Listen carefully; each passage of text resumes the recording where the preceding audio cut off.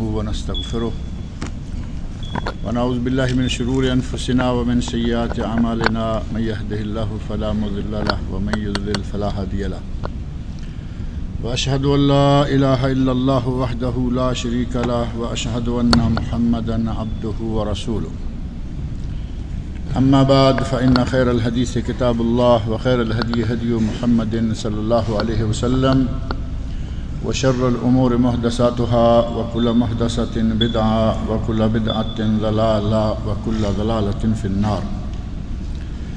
رب اشرح لي صدري ويسر لي أمري واحلل عقدة من لساني يفقهوا قولي. رب أعوذ بك من همزات الشياطين وأعوذ بك رب أن يحضرون.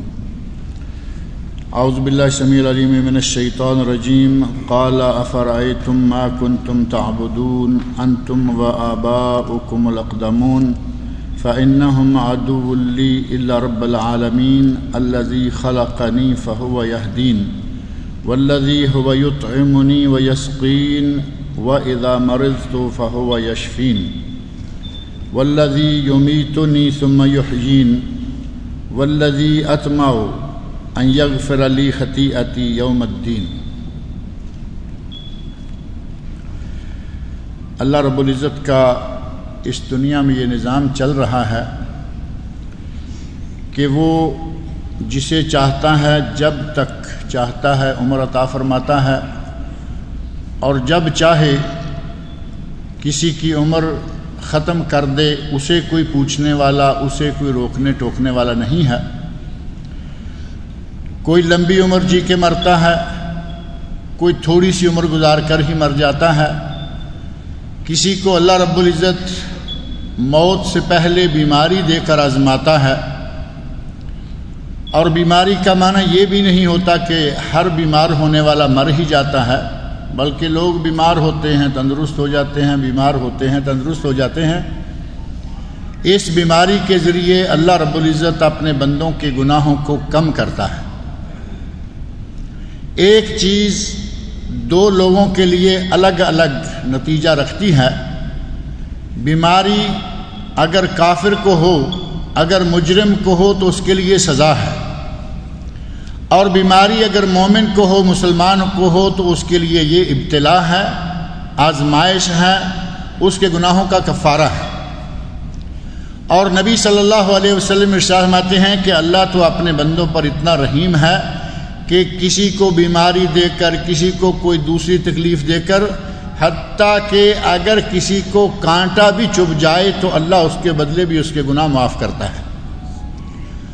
اسی نظام کے تحت اللہ رب العزت نے بیماری کا سلسلہ بھی رکھا ہوا ہے، اور یہ بیماری صرف ہمیں ہی نہیں آتی، مریض صرف ہم ہی نہیں ہوتے، بلکہ اللہ کے بڑے بڑے معزز، اللہ کے انتہائی مکرم بندے، برگزیدہ انبیاء کرام بھی بیمار ہوتے رہے، جس کا ثبوت یہ آیات سورۃ الشعراء قرآن کریم کی 26ویں سورت کی کچھ آیات میں نے آپ کے سامنے پڑھی ہیں، جن میں حضرت ابراہیم خلیل علیہ السلام کا کچھ تذکرہ ہے.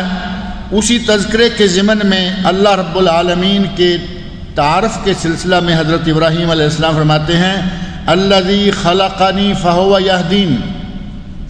اللہ رب العالمین وہ ذات ہے کہ جس نے مجھے پیدا کیا، میری تخلیق فرمائی، مجھے بنایا، اور وہی مجھے ہدایت دیتا ہے. والذی هو یطعمنی ویسقین. وہی ذات ہے جو مجھے کھانا مہیا کرتی ہے، اور وہی ذات ہے مجھے پانی مہیا کرتی ہے. وَإِذَا مَرِضْتُ فَهُوَ يَشْفِينِ. اور جب میں بیمار ہو جاتا ہوں تو وہی مجھے شفا بھی عطا کرتی ہے. اللہ کی ذات ہی بیماروں کو شفا دینے والی، اللہ ہی کی ذات تندرست و توانا کو بیمار کرنے والی. وہ جسے چاہے بیماری لگا دے، جسے چاہے اس سے بیماری ہٹا دے، اسے کوئی پوچھنے والا نہیں. حضرت ابراہیم خلیل علیہ السلام انبیاء میں سے بہت بڑا مقام، 350 رسولوں میں سے پھر 5 رسول جو اولو العزم من الرسل ہیں. انبیاء کی تعداد 1 لاکھ اور کم و بیش 24,000. ان میں سے رسول جو بڑے ہی اعلیٰ مرتبے کے مخصوص لوگ ہوتے ہیں انبیاء میں سے 300-350 وہ، ان میں سے 5 رسول وہ ہیں جو انتہائی اعلیٰ مقام والے ہیں۔ ان 5 میں سے ابراہیم خلیل علیہ السلام بھی ہیں۔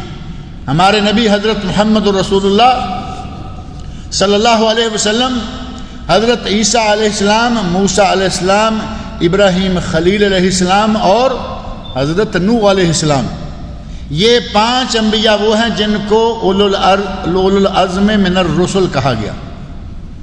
اولو العزم من الرسل میں سے حضرت ابراہیم خلیل کہہ رہے ہیں کہ میں جب بیمار ہو جاتا ہوں تو میرا رب ہی مجھے شفا عطا فرماتا ہے۔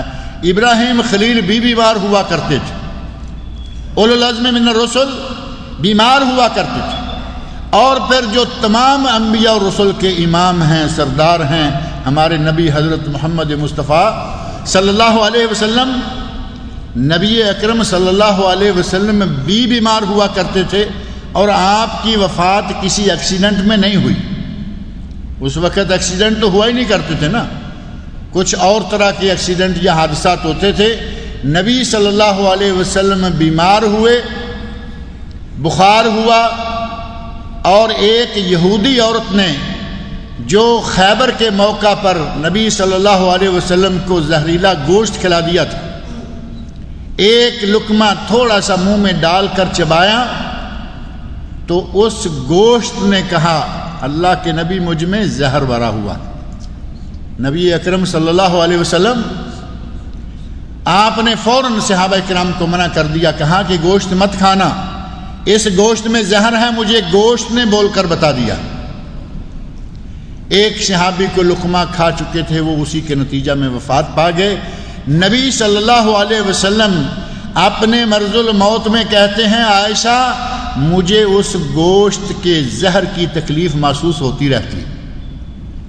نبی صلی اللہ علیہ وسلم بیمار ہوئے، زہر کا اثر بھی تھوڑا سا رہا، تکلیف میں مبتلا ہوئے، اور آخری سکرات الموت میں اتنی تکلیف ہوئی کہ بے چینی کا عالم، کبھی آپ اپنے چہرے پہ کپڑا ڈالتے ہیں، کبھی کپڑا ہٹا دیتے ہیں، بار بار جیسے آدمی مضطرب، پریشان، بے چین ہوتا ہے۔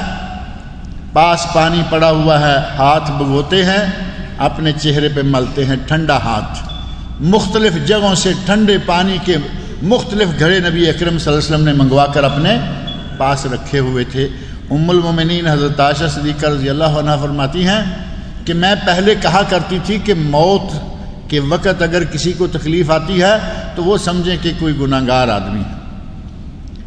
کہتی ہیں کہ جب سے میں نے نبی صلی اللہ علیہ وسلم کے سکرات الموت کا یہ موقع دیکھ لیا ہے تب سے میں نے یہ کہنا چھوڑ دیا، کیونکہ نبی سے پاک دنیا میں کوئی انسان کبھی گزرا ہی نہیں، نہ قیامت تک کوئی آئے گا۔ اور نبی صلی اللہ علیہ وسلم کو موت کے وقت اتنی شدت محسوس ہوتی رہی کہ پانی میں ہاتھ ٹھنڈا کرتے ہیں، چہرہ مبارک پہ پھیرتے ہیں، کبھی اپنے چہرے کو ڈھانپ لیتے ہیں، کبھی اپنے چہرے کو پھر کپڑا ہٹا کے ننگا کر لیتے ہیں۔ اس پریشانی کی عالم میں تو محمد رسول اللہ صلی اللہ علیہ وسلم بھی مبتلا ہوئے، میں اور آپ کون ہیں؟ اور پھر نبی صلی اللہ علیہ وسلم بیمار ہوئے، آپ کی عیادت کے لیے صحابہ کرام کا آنا تو الگ ہے، حضرت جبرائیل امین آئے، حضرت جبرائیل امین آسمان سے تشریف لائے، انہوں نے آ کر نبی اکرم صلی اللہ علیہ وسلم کی عیادت کی، اور نبی صلی اللہ علیہ وسلم کی عیادت کر کے حضرت جبرائیل امین نے نبی صلی اللہ علیہ وسلم کو دم کیا۔ نبی صلی اللہ علیہ وسلم کو حضرت جبرائیل امین نے دم کیا۔ بیمار ہونا ہمارے نبی صلی اللہ علیہ وسلم کے لیے بھی جائز اور روا ہے۔ ظاہر ہے کہ ہم تو ان عظیم ہستیوں کے مقابلے میں کوئی چیز بھی نہیں ہے۔ نبی اکرم صلی اللہ علیہ وسلم کو حضرت جبرائیل امین نے جو دم کیا وہ صحیح مسلم میں موجود ہے۔ اس دم میں حضرت جبرائیل علیہ السلام نے پڑھا بسم اللہ ارقیک، بسم اللہ ارقیک من کل شیء یؤذیک ومن شر کل نفس او عین حاسد اللہ یشفیک بسم اللہ ارقیک۔ یہ دم سیکھ لیں اپنے بچوں کے لیے، اپنی بیوی کے لیے، بھائی بہنوں کے لیے، اپنے دوست و احباب کے لیے۔ حضرت جبرائیل امین نے یہ دم کیا تھا، نبی اکرم صلی اللہ علیہ وسلم کو دم کیا تھا۔ آج بھی اگر کسی بیمار کو دم کریں تو اس سے بہترین دم کون سا ہوگا؟ اللہ رب العزت سے لیے ہوئے حضرت جبرائیل امین آئے اور ساری کائنات کے سب سے افضل ترین انسان کو یہ دم کیا گیا۔ نبی اکرم صلی اللہ علیہ وسلم بھی بیمار ہوتے تھے، ہم بھی بیمار ہوتے ہیں، وہ بیماری کہاں، ہماری بیماری کہاں، ہمارے گناہ جھڑتے ہیں۔ اور بیمار اگر کوئی ہو جائے تو اسلام نے اس کے لیے ہمیں بہترین آداب سکھلائے ہیں کہ جب کوئی بیمار ہو جائے تو اس کی عیادت کرو۔ آدمی بیمار ہو جائے تو اس بیمار کو ایسے نہ چھوڑ دو کہ ٹھیک ہے بیمار ہے، دعا لیتا رہے گا، ٹھیک ہوتا رہے گا، بلکہ بیمار کی عیادت کرنی چاہیے۔ نبی اکرم صلی اللہ علیہ وسلم عیادت کیا کرتے تھے۔ مسجد میں دیکھتے 1 دن 2 دن 3 دن کوئی نماز میں شامل نہیں ہوا، پوچھا جاتا کہ بھائی فلاں کا کیا حال ہے، یہاں ہے، سفر میں ہے، تندرست ہے، بیمار ہے۔ اگر پتہ چلتا کہ وہ بیمار ہے تو نبی صلی اللہ علیہ وسلم اپنے صحابہ کو، ساتھیوں کو، کچھ لوگوں کو ساتھ لے کر اس کی عیادت کے لیے، مزاج پرسی کے لیے چلے جاتے۔ صحابی بیمار ہوئے، تھوڑے دور تھے، کہا کہ کسی نے معلوم کیا ہے ہمارے فلاں بھائی کا کیا حال ہے، پتہ چلا کہ بیمار ہیں۔ کہا کہ ہمارے ساتھ کوئی چلتا ہے؟ اپنے ساتھ چند صحابہ کو لیا اور عیادت کے لیے تشریف لے گئے دوسرے گاؤں میں۔ نبی صلی اللہ علیہ وسلم رحمت للعالمین سرور کونین دوسرے گاؤں تک عیادت کے لیے جا رہے، اور صرف یہ نہیں کہ مسلمان تھے، صحابہ تھے، دوست تھے، رشتہ دار تھے، ان کی عیادت کے لیے ہی جایا کرتے تھے۔ صحیح احادیث میں یہ بات موجود ہے کہ نبی صلی اللہ علیہ وسلم تو کافر کی عیادت کے لیے بھی چلے جاتے تھے۔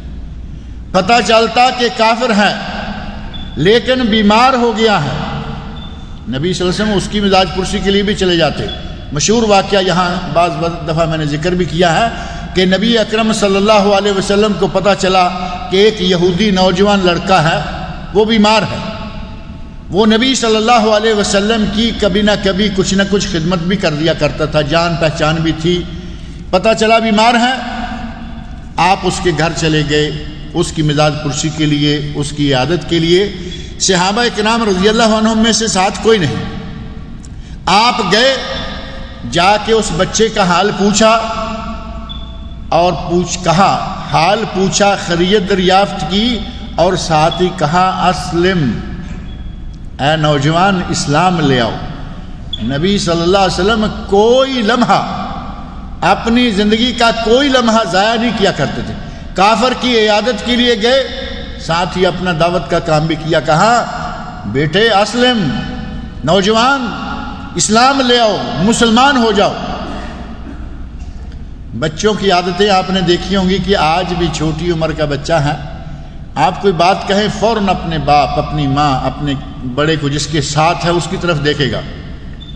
جیسے ہی نبی صلی اللہ علیہ وسلم نے فرمایا اسلم، مسلمان ہو جاؤ، تو فوراً اس نے اپنے باپ کی طرف دیکھا، باپ پاس ہی کھڑا ہے، اور اس بچے کی قسمت اچھی تھی، یہودی ہے باپ، اور یہودی مسلمانوں کے بڑے خلاف، خاص طور پر نبی صلی اللہ علیہ وسلم کے تو بڑے ہی دشمن۔ اللہ رب العزت نے قرآن کریم میں فرمایا ہے لن ترضى عنك اليهود ولا النصارى حتى تتبع ملتهم، اے میرے نبی یہ یہودی اور عیسائی آپ سے کبھی راضی نہیں ہوں گے یہاں تک کہ آپ ان کی ملت کی پیروی کرنے لگ جائیں۔ اب نبی صلی اللہ علیہ وسلم کہاں پیروی کریں گے؟ آپ پیروی نہیں کریں گے، یہودی کبھی خوش نہیں ہوں گے۔ یہودی نبی صلی اللہ علیہ وسلم کے اتنے دشمن، زہر دے کے مارنے کی کوشش کی، یہودی اتنے دشمن، نبی صلی اللہ علیہ وسلم کو جادو کیا، جادو کے وار سے نبی صلی اللہ علیہ وسلم کو اس دعوت کے میدان سے روکنا چاہا، اللہ نے اس سے بھی بچایا، اثر ہوا، لیکن جادو پکڑا گیا، نکالا گیا۔ جبرائیل امین علیہ السلام کے ذریعے باقاعدہ اس جادو کی جگہ تک پہنچے، بیر زروان سے جادو کا مٹیریل نکالا اور پھینکا۔ یہاں یہودی عورت نے زہر دیا، وہ بھی یہودی ہے، آپ نے پوچھا کہ خاتون تو نے مجھے زہر دینے کی کیوں کوشش کی؟ تو کہتی ہے کہ میں نے کہا اگر یہ نبی ہے تو اسے پتہ چل جائے گا، اسے اس کا رب بتا دے گا کہ اس بوٹی میں، اس گوشت میں زہر ہے، اور زہر بھی کہاں ملایا؟ دعوت کی، صحابہ کرام کی، پورا بکرا ذبح کیا، لیکن زہر ملایا صرف دستی میں۔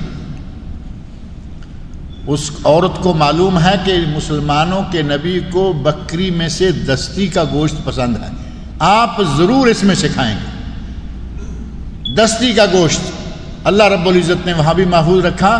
کہتی ہیں کہ میں نے گوشت اس لیے ملایا کہ اگر تم نبی ہو تو تمہیں گوشت بھی بتائے گا، تمہارا رب بھی بتائے گا، اور اگر نبی نہیں ہو اور لوگوں کو اس طرح تم نے بہکانا اور پھسلانا شروع کر رکھا ہے تو تم سے ہماری جان چھوٹ جائے گی، زہر کھاؤ گے، مر جاؤ گے۔ اتنے ظالم اور اتنے دشمن نبی صلی اللہ علیہ وسلم کے، لیکن بچے کو جب کہا نبی صلی اللہ علیہ وسلم نے اسلم، اسلام لے آؤ، تو بچے نے باپ کی طرف دیکھا، باپ سے دوسری بات ہی کوئی نہ ہوئی، فوراً کہا اطیع ابو القاسم، بیٹا ابو القاسم جو کہہ رہے ہیں مان لو۔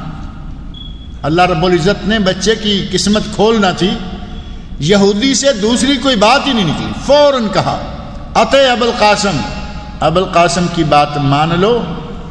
بچے نے اسلام قبول کیا۔ نبی اکرم صلی اللہ علیہ وسلم نے ارشاد فرمایا اللہ کی تعریف ہے، الحمدللہ الذی نجاہ، اللہ کی تعریف ہے جس ذات نے اس بچے کو جہنم کی آگ سے آج بچا لیا۔ نبی صلی اللہ علیہ وسلم نہ صرف مسلمانوں بلکہ کافروں کی عیادت بھی کیا کرتے تھے، اور بیمار آدمی کی عیادت کرنے کا تو بہت ہی زیادہ ثواب بھی ہے۔ ثواب اتنا کہ نبی صلی اللہ علیہ وسلم ارشاد فرماتے ہیں اگر کوئی صبح کے وقت کسی بیمار کی عیادت کر لے، اللہ رب العزت اس کے لیے 70,000 فرشتے مقرر کر دیتا ہے جو شام تک اس کے لیے مغفرت کی دعائیں مانگتے رہتے ہیں۔ ایک دو نہیں، 70,000 فرشتے۔ اور اگر کوئی شام کو مغرب کی نماز پڑھی، عشاء کی نماز پڑھی، کسی مریض کے گھر چلا گیا، ہاسپٹل چلا گیا، اگر کسی نے شام کو مریض کی عیادت کر لی، اللہ رب العزت اس کے لیے صبح ہونے تک 70,000 فرشتوں کو مقرر کر دیتا ہے جو اس کے لیے مغفرت کی دعائیں اور رحمت کی دعائیں مانگتے رہتے ہیں۔ اور ساتھ ہی نبی صلی اللہ علیہ وسلم ارشاد فرماتے ہیں وَكَانَ لَهُ خَرِيفٌ فِي الْجَنَّةِ، اور اللہ اس کے لیے جنت میں ٹھکانہ بنا دیتا ہے۔ بیمار کی مزاج پرسی میں اتنے مزے، اتنے فائدے، اتنا اجر و ثواب، جنت میں مقام بنتا ہے۔ 70,000 فرشتے صبح سے لے کے شام تک دعائیں مانگتے ہیں، شام سے لے کر صبح ہونے تک اس کے لیے رحمت و مغفرت کی دعائیں مانگتے رہتے ہیں۔ اس سے بڑا ثواب اور کیا چاہیے؟ اور ایک حدیث میں آتا ہے کہ بیمار کے پاس اللہ رب العزت اپنی رحمتوں کے ساتھ موجود ہوتے ہیں۔ بیمار کے پاس اگر کوئی مزاج پرسی کے لیے آئے تو اللہ رب العزت اپنی رحمتوں کے ساتھ اس کے پاس موجود ہوتے ہیں۔ فرمایا صحیح مسلم میں حدیث موجود ہے، حدیث قدسی ہے، نبی اکرم صلی اللہ علیہ وسلم ارشاد فرماتے ہیں اللہ رب العزت کہتا ہے یقول اللہ عز وجل یوم القیامہ، قیامت کے دن بندے سے مخاطب ہو کر اللہ کہے گا یا ابن آدم مرضت فلم تعدنی، اے آدم کے بیٹے میں بیمار ہوا اور تو میری عیادت کے لیے نہیں آیا تھا۔ بندہ کہے گا یا اللہ تو اللہ رب العالمین ہے۔ اللہ کیا کہہ رہا ہے؟ مرضت، میں بیمار ہوا اور تو میری عیادت کے لیے فلم تعدنی، میری مزاج پرسی کے لیے کیوں نہیں آیا؟ بندہ کہتا ہے یا رب کیف اعودک وانت رب العالمین، اے اللہ تیری عیادت کے لیے میں کیسے آؤں، تو رب العالمین ہے۔ اللہ تعالیٰ فرمائے گا اما علمت ان عبدی فلانا مرض فلم تعدہ، تمہیں معلوم نہیں کہ میرا فلاں بندہ بیمار ہوا تھا اور تو اس کی عیادت کے لیے نہیں آیا تھا؟ اما علمت انک لو عدتہ لوجدتنی عندہ، تمہیں یہ معلوم نہیں کہ اگر تو اس کی عیادت و مزاج پرسی کے لیے وہاں جاتا تو مجھے وہاں پاتا؟ لوجدتنی عندہ، اور اللہ کا اس کے پاس موجود ہونا، اللہ کا اس کے پاس وجود ہونا، یہ بات ہم سمجھ پائیں یا نہ سمجھ پائیں، اس سے بڑی سعادت کیا ہو سکتی ہے کہ اللہ رب العزت کہے کہ اگر تو وہاں آتا تو مجھے وہاں موجود پاتا، گویا کہ تو میرے پاس آ جاتا۔ اللہ کی رحمتیں مریض کی عیادت کرنے والے کے لیے دروازے کھولے بیٹھی تھی۔ اور دوسری تین چیزیں اس حدیث میں موجود ہیں۔ دوسرا فرمایا کہ اے اللہ کے بندے، میں بھوکا ہوا اور تو نے مجھے کھانا نہ دیا۔ بندہ کہے گا یا اللہ تو تو رب العالمین ہے، تو بھوکا کیسے ہو سکتا ہے، میں تجھے کھانا کیسے دیتا؟ اللہ کہے گا کہ میرا فلاں بندہ بھوکا ہوا، وہ بھوکے پیٹ سوتا رہا، تو اسے کھانا دینے کے لیے نہیں آیا، اگر تو اسے کھانا دینے کے لیے آتا تو مجھے اس کے ساتھ پاتا۔ یعنی میری رحمتیں تیرے لیے وہاں دروازے کھول کر کھڑی رہتی۔ میں پیاسا ہوا، تو میرے پاس مجھے پانی پلانے کے لیے نہیں آیا، اللہ رب العالمین تو تو اللہ رب العالمین ہے، تجھے پانی پلانے کے لیے کیسے آتا؟ فرمایا فلاں آدمی پیاسا تھا، تو اسے پانی پلانے کے لیے نہیں آیا، اگر اسے پانی پلاتا۔ اللہ رب العزت نے قرآن کریم میں فرمایا ہے نا کہ مجھے قرضہ دو۔ اگر اس حدیث کو سمجھنا ہو تو اس آیت کے اوپر تھوڑا سا غور کرو۔ اللہ نے فرمایا کہ مجھے قرضہ دو۔ یہودیوں نے، بدبختوں نے کہا کہ اللہ فقیر ہے، ان اللہ فقیر ونحن اغنیاء۔ جب اللہ نے کہا کہ مجھے قرضہ دو تو کہتے ہیں کہ اللہ فقیر ہے، ہم تو اللہ سے بھی زیادہ غنی ہیں۔ حالانکہ اللہ رب العزت نے اپنی ذات کے لیے، اللہ کو کیا ضرورت ہے قرضے مانگنے کی؟ اللہ تو پوری کائنات کو دے رہا ہے، کھلا رہا ہے، ساری کائنات کو سنبھالے ہوئے ہے، اسے قرضہ نہیں چاہیے۔ اللہ رب العزت نے قرض حسنہ کسی غریب کو، ساتھی کو، دوست کو، مالدار کو، ضرورت مند کو قرضہ دینے کو کہا مجھے قرضہ دو۔ اسی طرح فرمایا کہ میں بھوکا ہوا، میں پیاسا ہوا، میں بیمار ہوا، اگر تم عیادت کے لیے آتے تو مجھے اپنے پاس پاتے۔ اور اگر کوئی بیمار کے لیے، اس کی عیادت کے لیے جاتا ہے، نبی اکرم صلی اللہ علیہ وسلم، سنن ترمذی، ابن ماجہ اور مسند امام احمد میں حدیث ہے، نبی صلی اللہ علیہ وسلم ارشاد فرماتے ہیں طبتا وطاب ممشاک، تم اچھے ہوئے، تم طیب ہو گئے، پاک دامن ہو گئے، پاک باز ہو گئے، وتبوأت من الجنت منزلا، اور تو نے جنت میں اپنا گھر بنا لیا۔ اگر کوئی مریض کی عیادت کے لیے جاتا ہے، اللہ رب العزت اس کے لیے جنت میں گھر تیار کر کے رکھ دیتا ہے۔ غرض یہ کہ صحابہ کرام عیادت کیا کرتے تھے، نبی اکرم صلی اللہ علیہ وسلم عیادت کیا کرتے تھے، اور ہمیں بھی عیادت کے لیے جانا چاہیے، لیکن عیادت کے کچھ اصول ہیں، کچھ قاعدے ہیں۔ ایک قاعدہ یہ کہ جب بیمار کی عیادت کے لیے جائیں، اس کے سر پر یا جہاں اسے تکلیف ہے وہاں ہاتھ رکھیں اور کہیں لا باسا طہور انشاءاللہ۔ یہ تو ہم کہتے رہتے ہیں نا، ملتے جلتے نہ بھی زیادہ ہاتھ پہنچا سکیں یا ہاتھ رکھنے کی گنجائش نہ ہو کہیں، تو بیمار کی خبر سنتے ہی ٹیلی فون پہ بھی کہہ دیتے ہیں لا باسا طہور انشاءاللہ، کوئی بات نہیں، اللہ رب العزت کی طرف سے گناہوں کی طہارت ہو رہی ہے، گناہ دھوئے جا رہے ہیں، اللہ شفا عطا کرے گا، کوئی خطرے والی بات نہیں۔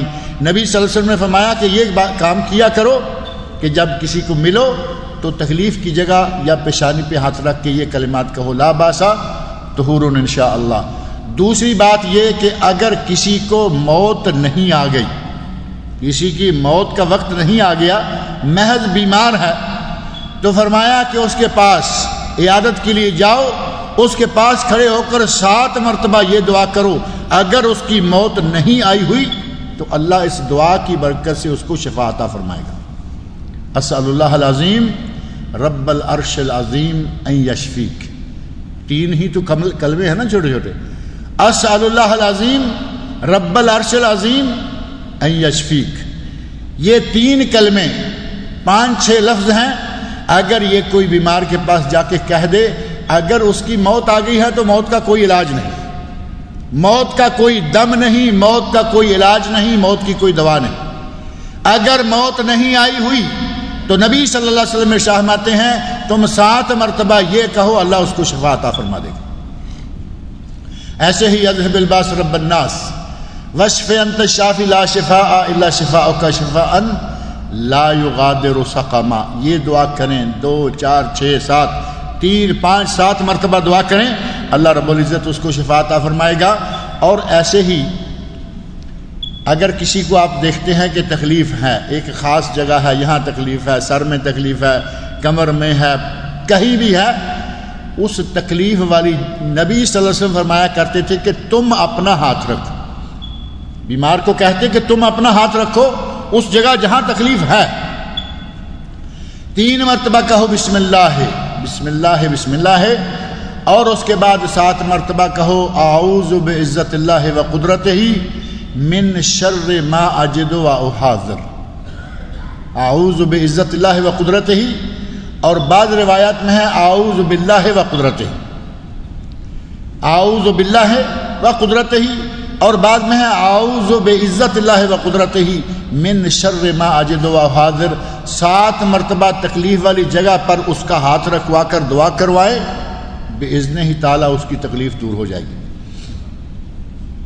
اگر کوئی بڑی عمر کا ہے، چھوٹی عمر کا ہے، یا وہ شخص ہے کہ وہ یہ کلمات نہیں کہہ سکتا، آپ کا محرم ہے، بہن ہے، بیٹی ہے، ماں ہے، بیوی ہے، آپ اپنا ہاتھ خود اس کے سر پہ رکھیں، کندھے پہ رکھیں، جہاں تکلیف ہے وہاں ہاتھ رکھیں اور آپ دعا پڑھ دیں. لیکن اس وقت اب صیغہ تھوڑا سا بدلنا پڑے گا. اب آپ کہیں گے اعوذ بعزت اللہ، تو اس کا معنی یہ ہوگا کہ میں اللہ کی عزت و قدرت کے ساتھ اللہ کی پناہ چاہتا ہوں. تو یہ دعا تو آپ نے اپنے لیے مانگ لی. اصل میں عربی زبان نہ آتی ہو تو یہ بڑی کوتاہیاں ہوتی ہیں. بعض دفعہ ہمارے لوگ اپنے لیے ہی دعا مانگتے چلے جاتے ہیں اور ہم آمین کہے چلے جاتے ہیں، جبکہ دعا مانگنے والا اپنے لیے دعا مانگ رہا ہے. دعا مانگنے والے کے لیے چاہیے کہ جب دعا مانگے تو جہاں جس جگہ جس کے لیے مانگے اس کا صیغہ استعمال کرے. اب دعا مانگی دعائے قنوت اللہم اہدنی فی من ہدیت، دعائے قنوت ہے نا، جو صحیح ترین دعائے قنوت ہے، اللہم اہدنی فی من ہدیت وعافنی فی من عافیت وتولنی فی من تولیت.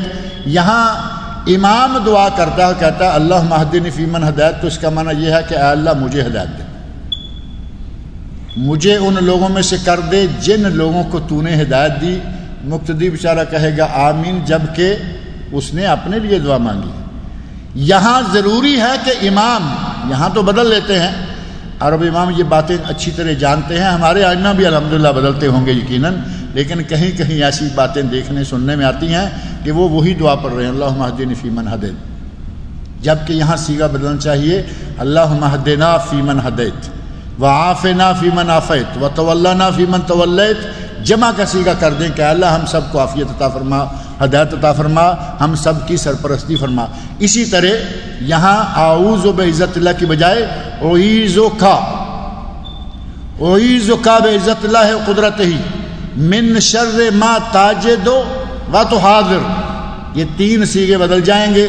ایسے ہی اعوذک بعزت اللہ قدرتہ من شر ما تاجدین و تحاذرین، عورت ہیں تو یہ صیغے، مرد ہے تو یہ صیغے، ایک ہے تو اس طرح. نبی اکرم صلی اللہ علیہ وسلم فرمایا یہ دعا کریں، اس کو جو تکلیف ہوگی اللہ تعالیٰ اس کی اس تکلیف کو دور کرے گا.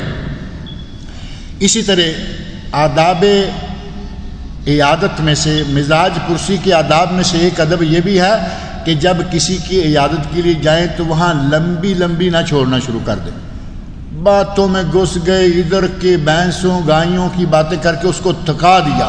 وہ پہلے بیمار ہے، اس نے اور بیمار کر دیا. جاؤ خیر و فیت دریافت کرو، تھوڑی سی اچھی سی بات کرو اور جاؤ، نکل جاؤ. وہاں زیادہ دیر تک بیٹھنا اس کے لیے تکلیف دہ ہوتا ہے. بعض آئمہ نے کہا کہ وہ اپنی بیماری سے اتنا تنگ نہیں ہوتا جتنا اس کی باتوں سے تنگ ہو جاتا. آپ عیادت کے لیے گئے ہیں یا اس بیچارے کو چھیڑنے کے لیے گئے ہیں، اس کو پریشان کرنے کے لیے گئے ہیں؟ تھوڑا سا بیٹھیں، اٹھ کے چلے جائیں، اچھی باتیں کریں. کچھ لوگوں کی عادت ہوتی ہے، آداب عیادت میں سے یا مزاج پرسی کے آداب میں سے ہی یہ لکھا ہوا ہے کہ وہ وہاں بیٹھتے ہیں، جا کے بیٹھتا ہے، کہتا ہے کہ یہ بیماری جو تمہیں لگی ہے نا، یہ فلاں کو بھی لگی تھی، بیچارہ فوت ہو گیا تھا. اب بتائیے کہ یہ اس کے وہاں پہنچنے سے اسے کوئی راحت ملے گی؟ اس طرح کا آدمی تو اس بیچارے کو تکلیف دینے کے لیے گیا، کہتا ہے کہ ہاں فلاں کو بھی بیماری لگی تھی لیکن وہ بس اللہ تعالیٰ سے تمہیں شفا، جیسے بھی حرکتیں کر رہا ہے لیکن بات وہی کہہ رہا ہے کہ فلاں کو یہ بیماری لگی وہ مر گیا، فلاں کو بیماری لگی وہ نہیں بچا۔ حضرت عمر بن عبدالعزیز رحمۃ اللہ علیہ 5ویں خلیفہ راشد، مشہور و معروف خلیفہ، تابعی، بہت بڑے انسان گزرے ہیں، ان کے پاس مزاج پرسی کے لیے آدمی آ گیا، آ کے اس نے یہی کہا، یہی باتیں اس نے آ کے عمر بن عبدالعزیز کے پاس کہنا شروع کر دیں، کہا کہ یہ بیماری فلاں کو لگی تھی وہ مر گیا تھا، فلاں کو لگی وہ بھی نہیں بچا۔ حضرت عمر بن عبدالعزیز رحمۃ اللہ علیہ اس کی بات سنتے رہے اور بالآخر اسے کہا کہ میرے بھائی، جب کسی کے پاس تم مزاج پرسی کے لیے، بیمار کی بیمار پرسی کے لیے جاتے ہو تو اس کے مرنے والوں کی اس کو خبریں نہ دو، اسے مرنے والوں کی خبریں نہ سناؤ کہ اس بیماری سے فلاں مرا، اس بیماری سے فلاں مرا، اور ساتھ ہی کہا کہ یہاں سے جب اٹھ کے چلے جاؤ تو برائے مہربانی تم میرے پاس دوبارہ نہیں آنا۔ عمر بن عبدالعزیز رحمۃ اللہ علیہ فرمایا کہ جب ہم سے اٹھ کے جاؤ تو دوبارہ میرے گھر میں تم مت آنا۔ اور ہمارے یہاں کچھ لوگوں کی طبیعت ہی ایسی ہوتی ہے، کہا کہ بحث بیمار ہے، اس کے لیے کچھ علاج بتاؤں، بتایا، وہ کہا کہ فلاں فلاں فلاں فلاں چیز ملا کے وہ کاڑھا ہے نا، 5-7 چیزوں کو اکٹھا کر کے اس کو ابال کے دیتے ہیں، کہا کہ یہ کاڑھا اپنی بھینس کو دو۔ بھینس کو کاڑھا دیا تو بھینس مر گئی۔ تو اس نے پوچھا کہ اگلے دن پوچھتا ہے کیا ہوا وہ بھینس کا؟ کہا کہ ہاں وہ کاڑھا دیا تھا جو تم نے بتایا تھا تو بھینس مر گئی ہے۔ تو کہتا ہے ہاں میری بھی اسی سے مری تھی۔ اس طرح کی مزاج پرسی کرنے والا آدمی جائے اس طرح کی دعائیں جا کے بتائے گا، جانور کے لیے بتائے یا مریض کے لیے بتائے، اچھا ہے کہ یہ گھر میں رہے۔ ایسے آدمی کے عیادت کے لیے جانے کی کوئی ضرورت نہیں ہے۔ ایک بیماری اور جو ہمارے یہاں بڑی معروف ہے اور بڑی زور سے لگ چکی ہے، وہ ہے کہ بیمار آدمی کے پاس ہاتھ میں پھولوں کا گلدستہ پکڑا ہوا ہے اور مزاج پرسی کے لیے جا رہے ہیں، بکٹ لے کے جا رہے ہیں۔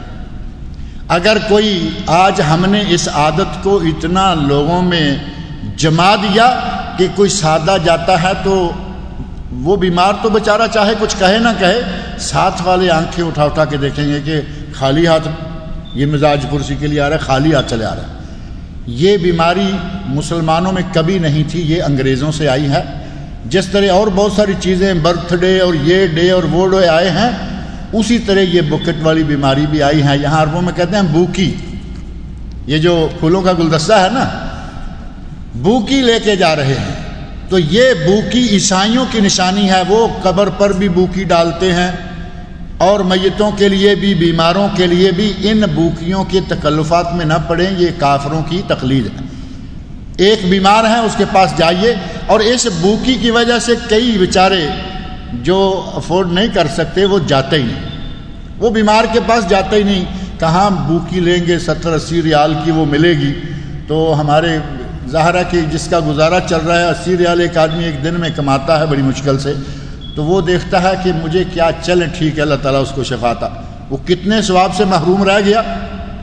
70,000 فرشتوں کی دعائیں، جنت میں گھر، اور اگر شفا کی دعائیں مانگتا اس کو اللہ شفا دیتا، اجر و ثواب بے شمار ہوتا، لیکن اس ایک کافرانہ رسم کے نتیجہ میں وہ عیادت سے ہی محروم رہ گیا۔ ہمیں چاہیے کہ عیادت کے لیے جائیں، تھوڑا سا بیٹھیں، جو مسنون دعائیں ہیں وہ پڑھیں، اچھی بات کہیں، حوصلہ افزائی کریں، اور اس کے بعد جلدی اٹھ کے چلے آئیں۔ کسی ایسے آدمی کا اس کے پاس تذکرہ کرنا جسے وہ ناپسند کرتا ہے، آداب عیادت میں سے ایک یہ ہے کہ اس کا ذکر نہ کریں۔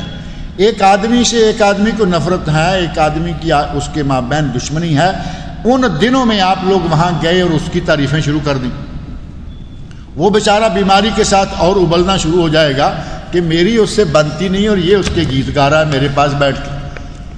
حالات کو، ماحول کو اس مریض کے مطابق رکھتے ہوئے اس کی عیادت کریں، تو اس میں انشاءاللہ العزیز خیر و برکت ہے، اس میں بہت سارا ثواب بھی ہے اور بہت سارا اجر اللہ رب العزت نے رکھا ہے۔ اور اگر کوئی بیمار ہے، اتنا زیادہ بیمار ہے کہ اس کے لگ رہا ہے کہ شاید یہ اب اس بیماری سے بچ نہ پائے گا، یعنی سارے لوگوں کی یہ رائے بن گئی ہے کہ بیماری جو ہے یہ آخری ہے اور سخت ہے، ایسے آدمی کے پاس لا الہ الا اللہ کا ذکر کرنا ضروری ہے۔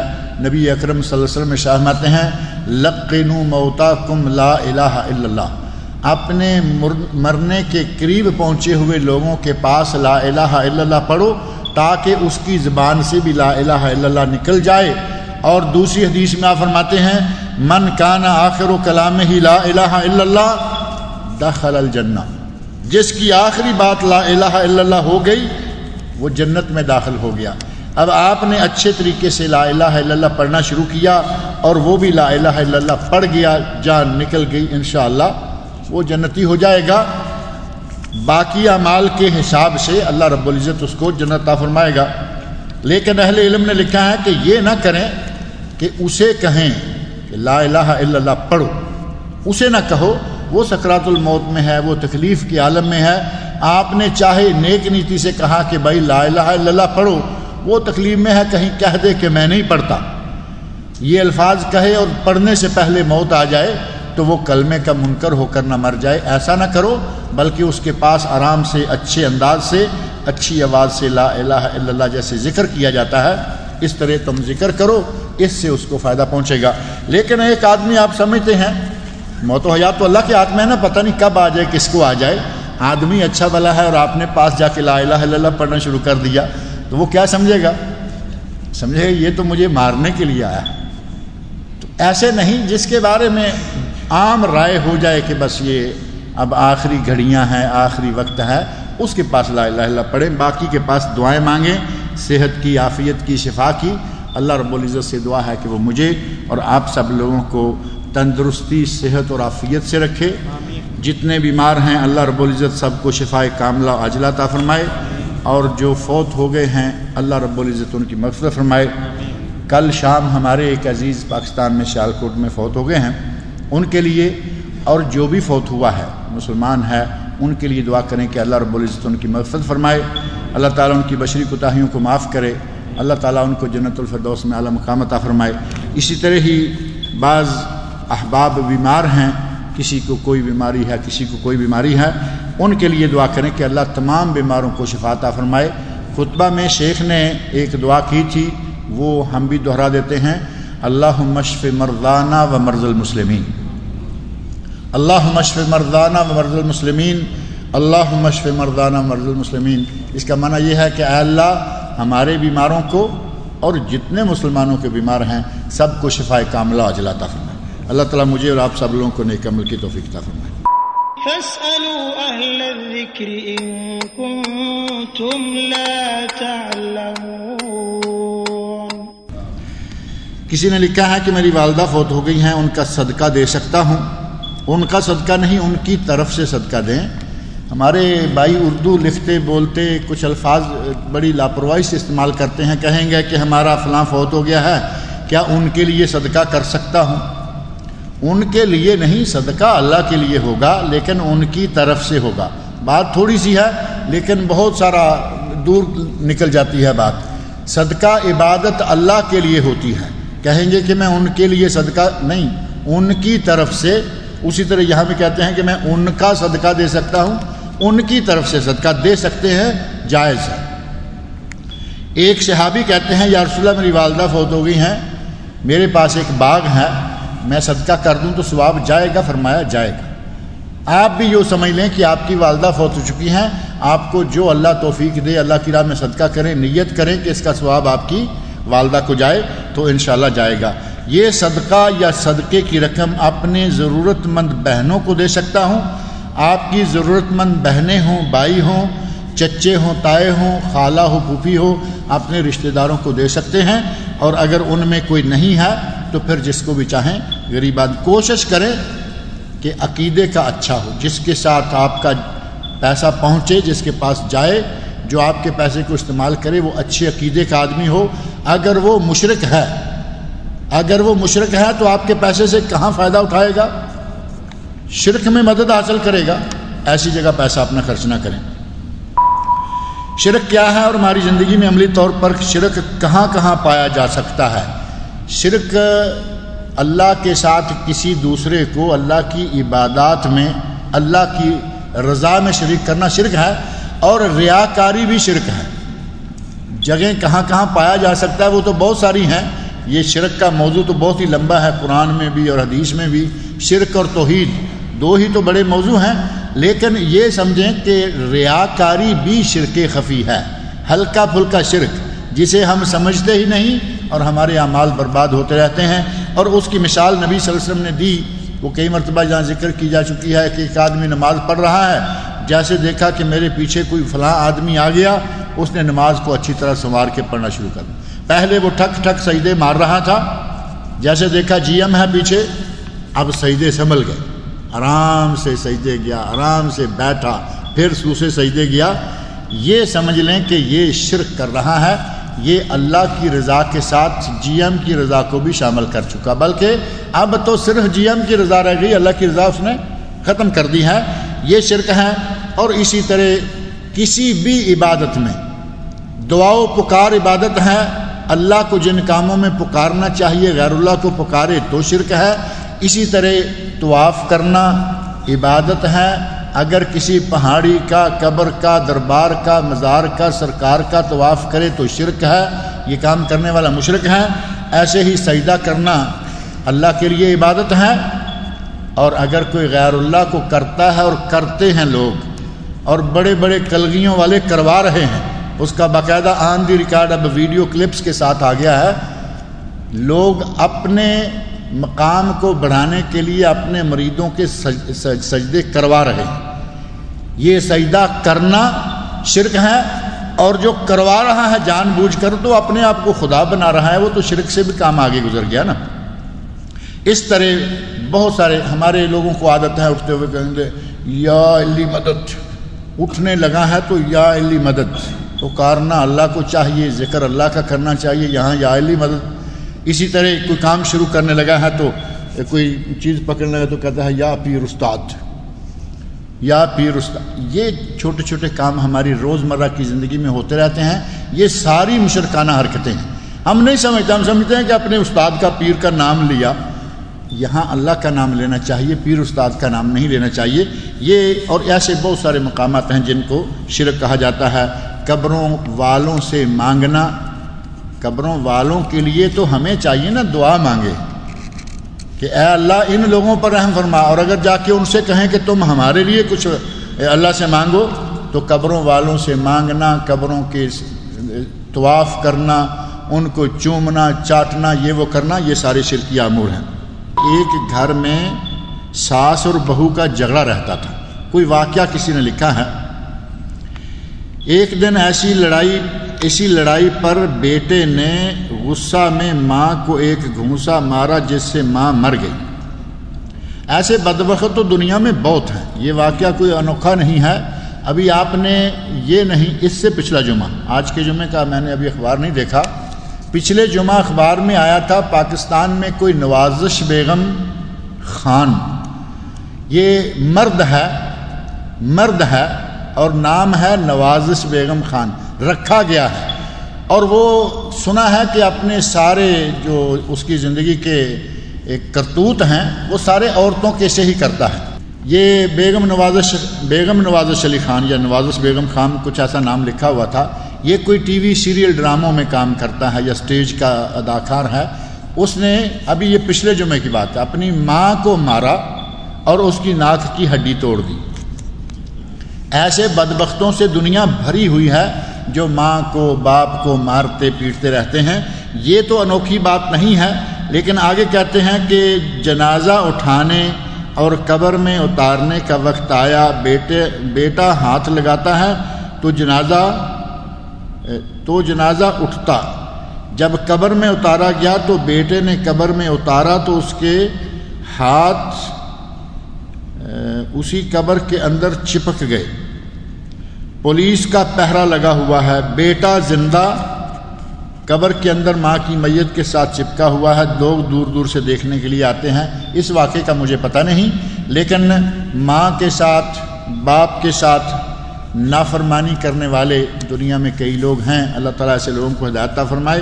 اور کئی ایک واقعات بھی ایسے رونما ہوتے رہتے ہیں کہ ماں نے بد دعا دی، بیٹے کو اسی وقت لگ گئی۔ یہاں ایک واقعہ میں نے صحیح بخاری کے حوالے سے ذکر کیا تھا، جس میں جریج ایک بہت نیک انسان گزرے ہیں، انہوں نے 3 دن مسلسل ماں آئی ملنے کے لیے، آواز دی اور کہتے ہیں یا رب امی و صلاتی، صحیح بخاری میں واقعہ موجود ہے، اے اللہ میری ماں اور میں نماز میں ہوں، نماز میں شروع رہے۔ دوسرے دن ماں آئی، نماز میں شروع رہے۔ تیسرے دن آئی ماں، آواز دی، نماز پڑھتے رہے۔ ماں نے جاتے ہوئے بد دعا کی کہ اے اللہ جب تک یہ کسی فحشہ عورت کا منہ نہ دیکھ لے اسے موت نہ آئے۔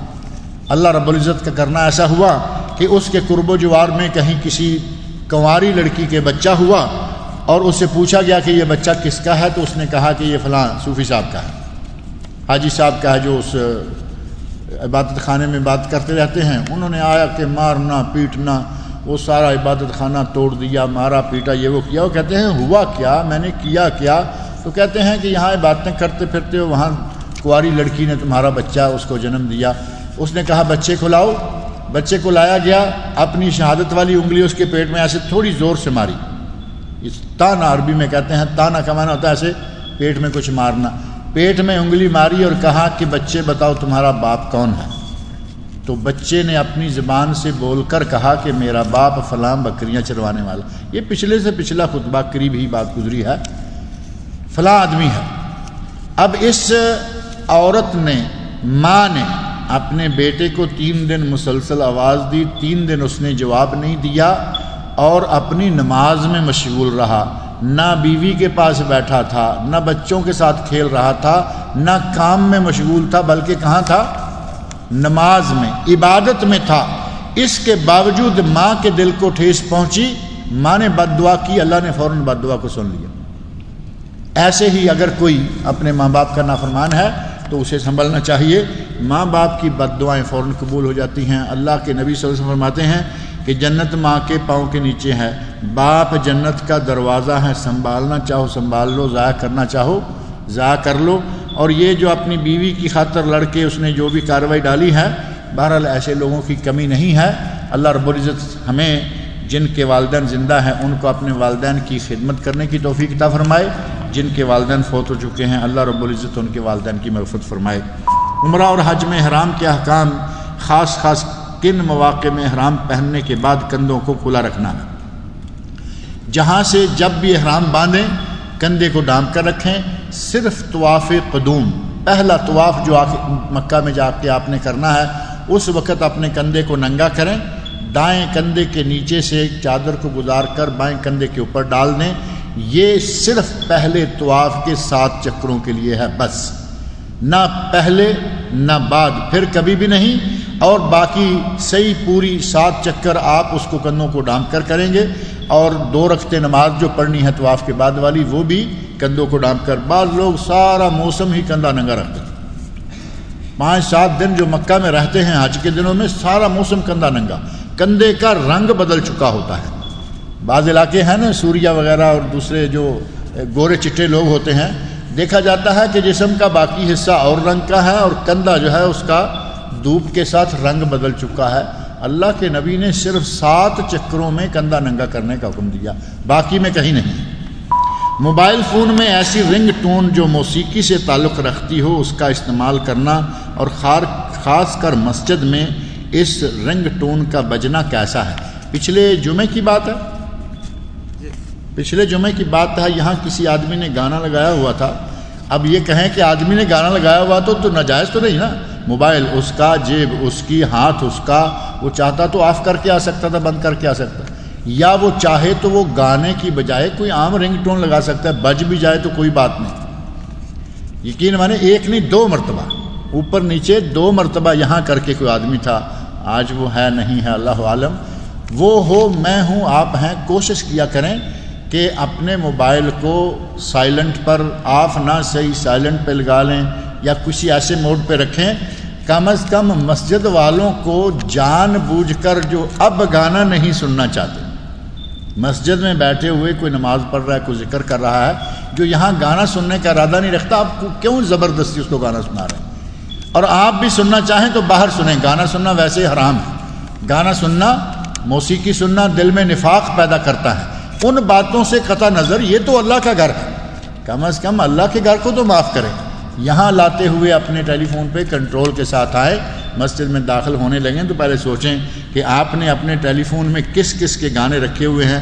پچھلے جمعہ میں 2 مرتبہ، جمعہ شروع ہونے سے پہلے درس شروع ہونے سے پہلے 2 مرتبہ یہاں کسی کا اس پلر سے تھوڑا آگے، مجھے جگہ بھی معلوم ہے کیونکہ میں تھوڑا قریبی تھا۔ درس کے بعد اہتمام کے ساتھ ہاتھ اٹھا کر دعا کرنا کیسا ہے؟ درس کے بعد اہتمام کے ساتھ دعا کرنے کا کوئی ثبوت نہیں ملتا، اور اگر کوئی ایسے ہی کبھی کبھار کر لے تو انشاءاللہ کوئی حرج نہیں۔ اور باقاعدہ بھی یہاں سے ہم ہر ہفتے درس کے بعد اٹھتے ہیں، اتوار کو اس مسجد سے اٹھتے ہیں، بدھ کو اس مرکز سے اٹھتے ہیں، ہفتہ کو اس مرکز سے۔ میں اس طرح نہیں کرتا، حالانکہ مجھے بھی کوئی تکلیف تو نہیں، الحمدللہ میں کر سکتا ہوں، لیکن یہ عادت بنا لینا۔ دعا مانگتے ہیں، آپ کو معلوم ہے کہ میں شروع میں خطبے کا ترجمہ ختم کرتے بھی دعا مانگتا ہوں اور سوالوں کے جواب ختم کرتے بھی دعا مانگتا ہوں، لیکن باقاعدگی کے ساتھ وہ سلسلہ جو ہے وہ ثابت نہیں ہے۔ کہتے ہیں مسئلہ بتائیں کہ اگر کسی کے پاس نقد رقم ہے اور قرض بھی ہے، زیور بھی ہے، تو زکوٰۃ کس طرح ادا کیا جائے؟ بھائی اگر نقد رقم بھی ہے، زیور بھی ہے، تو زکوٰۃ کے لیے پہلی چیز یہ کہ 2.5% کیش میں سے زیور کی قیمت لگوائیں، آج کی ری سیل ویلیو جو ہے اس کو جو بیچیں گے تو کتنی قیمت بنتی ہے وہ لگوائیں، 2.5% اس پر بھی، اور جو قرض آپ نے دینا ہے اب اتنے پیسے اس میں سے مائنس کر دیں، جو کسی سے لینا ہے اس کو پلس کر دیں۔ یہ مائنس پلس کرنا اب آپ کا کام ہے۔ آپ نے مثال کے طور پر 2 لاکھ لینا ہے اور 1 لاکھ دینا ہے، وہ تو گھر کا گھر وہیں فارغ ہو گیا نا، 1 لاکھ پھر بھی آپ کا بچا ہوا ہے، آپ 1 لاکھ کی اس کی زکوٰۃ دے دیں، باقی اپنے کیش پیسے۔ کبھی ایسا ہے کہ آپ کا قرضہ زیادہ ہے، پاس پیسے کم ہیں، آپ نے 2 لاکھ دینا ہے، لینا کوئی نہیں قرضہ، لیکن آپ کے پاس سونا اور کیش گھر میں اتنا ہے کہ وہ 2 لاکھ سے زیادہ کا بن جاتا ہے، جو بنتا ہے اس کی زکوٰۃ ادا کریں۔ اور کچھ لوگوں کا معاملہ ایک تیسری شکل میں ہوتا ہے، زیور ہیں کیش نہیں ہے، زیور گھر میں ہے کیش نہیں، اور اتنا بھی کیش نہیں کہ اس زیور کی جو زکوٰۃ بنتی ہے وہی ادا کی جا سکے، اور کچھ تھوڑا بہت کسی کا قرضہ بھی ہے، تو اب وہ کہتے ہیں کہ زیور جو ہے وہ میں اگر نکالتا ہوں تو بیوی کا زیور ہے، اب یہاں آ کے وہ بیوی کا زیور ہو گیا، کل کو ضرورت پڑے گی تو یہ فوراً نکال لیں گے اس میں سے۔ اب اگر زیور 7.5 تولے سے زیادہ ہے، یا اس کی زکوٰۃ بیوی دے یا اس کا شوہر دے، اس گھر میں سے اس کی زکوٰۃ نکلنی چاہیے۔ اگر قرضہ ہے تو زیور کو بیچیں، قرضہ ادا کریں۔ اب قرضہ بھی ادا نہیں کرنا زیور بیچ کر، زیور کے ساتھ زینت بھی کرنا ہے، تو زینت کرنے والے زیور پر اللہ نے قرآن کریم میں، نبی اکرم صلی اللہ علیہ وسلم نے حدیث شریف میں اس پر زکوٰۃ فرض کی ہے، لہٰذا زکوٰۃ ادا کریں اور زیور کے ساتھ زینت کیجیے۔ اور یہ کہ چونکہ ہمارے پاس کیش نہیں ہے، سونے کا ڈھیر لگا ہوا ہے تو اس کی زکوٰۃ نہ دیں، یہ ناجائز ہے، یہ غلط ہے۔ کہتے ہیں کہ عبایا پہننا فرض ہے یا کوئی چادر اور کوٹ سے بھی کام چل سکتا ہے؟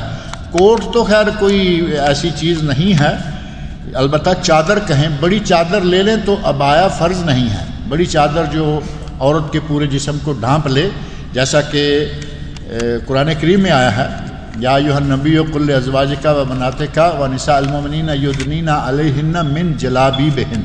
قرآن میں اللہ نے فرمایا ہے کہ اے میرے نبی اپنی بیٹیوں کو، بیویوں کو اور مومنوں کی عورتوں سے کہہ دو یدنین علیہن من جلابیبہن، کہ وہ اپنے اوپر اپنی بڑی چادریں ڈال لیں۔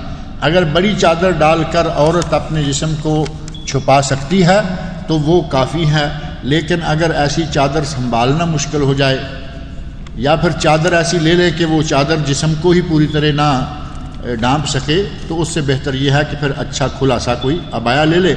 آج کل عبایوں میں بڑی عجیب قسم کی بیماری آ گئی ہے۔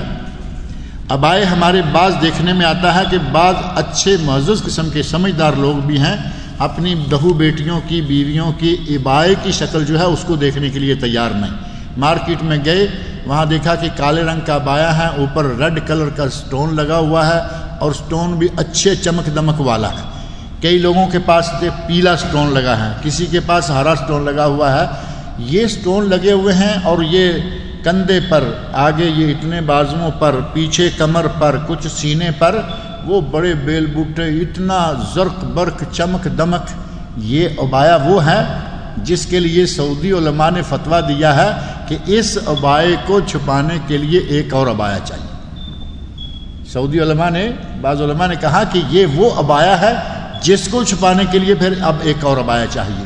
اپنے بہو بیٹیوں کو برقع لے کر دیتے وقت یہ خیال رکھیں کہ اس کے اوپر کالے رنگ کا کپڑا ہے، کالے ہی رنگ کا داغا ہے، کڑائی ہے، کوئی بات نہیں، لیکن کالے رنگ پہ دوسرے بہت سارے رنگوں کی کڑائی اور بڑی لمبی چوڑی کڑائی، یہ اور پھر بڑے چمک دمک والے موتی لگے ہوئے ہوتے ہیں، یہ ساری چیزیں اس عبائے کو اصل غرض و غایت سے، اصل مقصود جو ہے وہ فوت ہو جاتا ہے۔ جس نے نہیں بھی دیکھنا وہ بھی غور سے دیکھے گا کہ کتنے خوبصورت موتی لگے ہوئے ہیں۔ اب موتی کہاں لگے ہوئے ہیں؟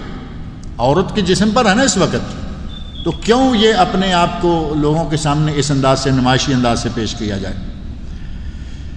جیسے اکثر یورپین ممالک میں نو مسلم خواتین نقاب سے اپنا چہرہ اور چادر سے اپنا سر ڈھک لیتی ہیں اور اپنے کپڑوں کے اوپر اوور کوٹ پہن لیتی ہیں۔ یہ یورپ کی صورتحال جو ہے وہ یہاں سے مختلف ہے۔ یہاں آپ کوٹ پہن کے نکلیں باہر، وہاں تو اتنی ٹھنڈی ہوتی ہے، آج آپ کو یہاں سے باہر کوٹ پہنا کے، وہ کوٹ پہنا کے نکال دیا جائے تو گھر آنے تک پسینے سے جو حال ہو چکا ہوگا۔ یورپ کا ماحول الگ ہے، اگر وہ صحیح پردے کے ساتھ اپنا کوئی وہاں کے رواج کے مطابق مثال طور اوور کوٹ وغیرہ ایسا کھلا استعمال کر لیتی ہیں، ایک الگ بات ہے۔ کسی عورت کو سانس لینے میں تکلیف کا سامنا ہو تو وہ تب بھی نقاب کرنا لازم ہوگا، یا اس صورت میں کیا کیا جائے؟ یقین مانے کہ عورتوں کو نقاب کی وجہ سے سانس میں کوئی تکلیف ہو نہیں سکتی، کیونکہ یہ اللہ اور اللہ کے رسول کا حکم ہے۔ وہ تکلیف سانس کی تکلیف برقعے کی وجہ سے نہیں، وہ اس شخص، اس ذات کی وجہ سے ہے جو برقع پہننے سے روکنا چاہتی ہے، اور وہ کون ہے؟ بالکل واضح بات ہے کہ برقع پہننے سے روکنے میں سب سے پہلا کام شیطان کا، شیطان کی کوشش ہے وہ عورتوں کے ناک میں، گلے میں کہیں بھی ہاتھ انگلی ڈال دیتا ہے کہ یہ کہیں کہے کہ مجھے تکلیف ہے اور میں یہ برقع نہیں پہنوں گی۔ یہ ساری شیطانی چالیں، شیطانی حرکتیں ہیں، ورنہ برقع قرآن و سنت کی طرف سے ایک ضروری لباس ہے عورت کے لیے، یہ کبھی بھی عورت کو تکلیف نہیں دے سکتا۔ اور اگر آپ نے برقعے کے فائدے، یہ تو ایک بات آ گئی نا دم کا، تکلیف ہے سانس کی، برقعے کے فائدے دیکھنے ہو تو انڈیا کی ایک ہندو عورت نے مضمون لکھا ہے، ہندو عورت نے، وہ اردو نیوز میں بھی آیا، اور اس کا پرنٹ اگر کسی کو چاہیے تو شاید ہم سے مل جائے۔ اس عورت نے، ہندو عورت نے بہت سارے فائدے گنوائے، جس میں سے ہی کچھ میڈیکل فائدے بھی ہیں۔ کہا کہ اگر کوئی عورت صحیح نقاب کرنے والی ہے، اسے اپنے جسم پہ، چہرے کو یہ وہ نکھارنے کے لیے، چمکانے کے لیے کسی چیز کی ضرورت نہیں پڑے گی۔ اس کے جسم کو اگر اس نے صحیح طریقے سے برقعے میں رکھا ہوا ہے، کسی کریم کی ضرورت نہیں ہے۔ یہ تو بہترین میڈیکل فائدہ ہے۔ ہماری خواتین کریموں پہ کتنے خرچے کر دیتی ہیں کہ جسم کے چہرے کے رنگ کو سیدھا کرنا ہے، یہ کرنا ہے، وہ کرنا ہے۔ کہتے ہیں کہ قرآن پڑھ کر اس کا ایصال ثواب اپنے خاندان کے مردوں کو، لوگوں کو کس طرح پہنچائیں؟ قرآن پڑھ کے ایصال ثواب کا، لوگوں کو جمع کر کے ایصال ثواب کا طریقہ قرآن و سنت میں صحابہ کرام، علماء امت کے یہاں نہیں ہے۔ لیکن اگر کوئی آدمی، مثال کے طور پر ایک حافظ قرآن ہے، اس نے قرآن پڑھا، اس کے استاد کو ثواب جائے گا جس نے اسے حفظ کرایا، اس کے ماں باپ کو ثواب جائے گا جنہوں نے اس کے لیے خرچہ کیا، اہتمام کیا، تربیت کی، اور اسی طرح ہی شوہر، بیوی، بہن، بھائی جن کا کسی پر کوئی تعلق ہے، احسان ہے قرآن پڑھانے میں، کوئی کردار، اس کو ثواب جائے گا۔ محلے کے لوگوں کو گھر میں بٹھا لیں اور کہیں کہ آئیے قرآن خوانی کرنا ہے اپنے مردے کے لیے، کوئی ثواب نہیں جاتا، بلکہ گناہ ہے۔ قرآن پڑھنا تو گناہ نہیں، لیکن قرآن کو اپنی مرضی سے، نبی صلی اللہ علیہ وسلم نے فرمایا نہیت ان اقرأ القرآن راکعا او ساجدا، صحیح مسلم میں حدیث، نبی صلی اللہ علیہ وسلم فرماتے ہیں کہ مجھے منع کیا گیا ہے کہ میں رکوع میں اور سجدے میں قرآن پڑھوں۔ ایک آدمی کہتا ہے کہ اقرب، اللہ بندے کے قریب ترین اس وقت ہوتا ہے، اقرب ما یکون العبد من ربہ وہو ساجد، بندہ اپنے رب کے سب سے قریب تب ہوتا ہے جب سجدے کی حالت میں ہو۔ اب وہ کہے کہ میں حافظ قرآن ہوں، سجدے میں آج ایک سپارہ پڑھ لوں گا، پڑھا جا سکتا ہے، لیکن یہ گناہ ہوگا، ثواب نہیں، کیونکہ نبی صلی اللہ علیہ وسلم نے منع فرمایا۔ ایسے ہی قرآن خوانیاں اور اجرت پر آ کے پڑھنا، اور یہ وہ اعلیٰ حضرت احمد رضا خان بریلوی، بر صغیر پاک و ہند کے علماء معروف شخصیت فاضل بریلوی کی، انہوں نے لکھا ہے کہ اگر کوئی اجرت پر قرآن پڑھے تو پڑھنے والا اور پڑھانے والا دونوں گناہگار ہیں۔ کسی مرید نے کہا کہ حضرت اگر اجرت طے نہ ہو، اجرت طے نہیں ہے، تو کہا اگر یہ طے ہو، اگر یہ معروف ہو کہ قرآن خوانی کے بعد شیرینی بٹے گی، تب بھی قرآن پڑھنے والے بھی گناہگار ہیں، پڑھانے والے بھی گناہگار ہیں۔ اور شیرینی کے بغیر کسی گھر میں قرآن خوانی ہوتی ہے؟ کوئی گھر ایسا نہیں ہوگا جہاں قرآن خوانی کے بعد بریانی، شیرینی، یہ سارا کچھ ہوتا ہے۔ لہٰذا یہ طریقہ کار چھوڑیں، قرآن پڑھیں خود، اور آپ کے متعلقہ لوگوں کو انشاءاللہ ثواب جائے گا۔ اس کے لیے کوئی یہ ہمارے یہاں جتنے سلسلے بنائے گئے ہیں وہ صحیح نہیں ہیں۔